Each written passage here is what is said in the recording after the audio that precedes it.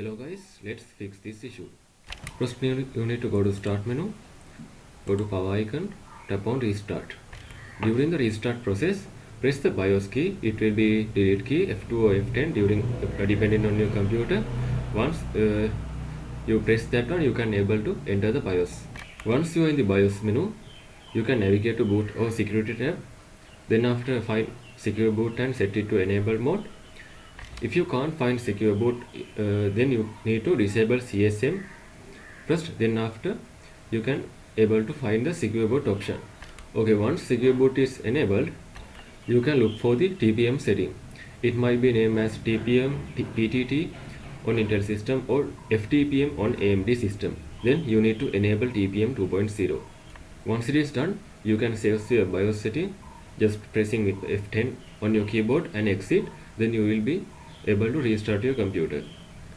So once you can done with that, you have to verify the TPM 2.0 is enabled. To do that, first you need to go to search bar, type run like this, tap on the application.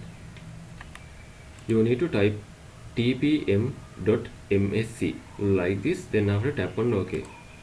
Okay, if your computer is TPM enabled, you will be able to find in here the specification version is 2.0 like that option. In my case it is not enabled.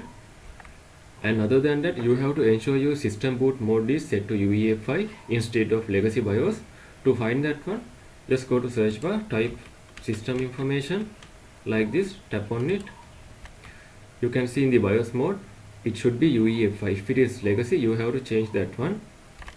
If you need to change it to UEFI, you have to reinstall the Windows, because Windows installation process need to change the UEFI mode into the legacy BIOS mode into the UEFI mode. So I think this video is helpful for you. And if your motherboard is not supported TPM 2.0, either you have to update your BIOS setting or you have to revert your Windows 11 into Windows 10, because in the Windows 7 you have to at least TPM 2.02 and secure boot to run Valorant. So you have two options: either you need to update your BIOS or you have to revert into the Windows 10. So I think this video is helpful for you. If yes, please subscribe my channel and like this video.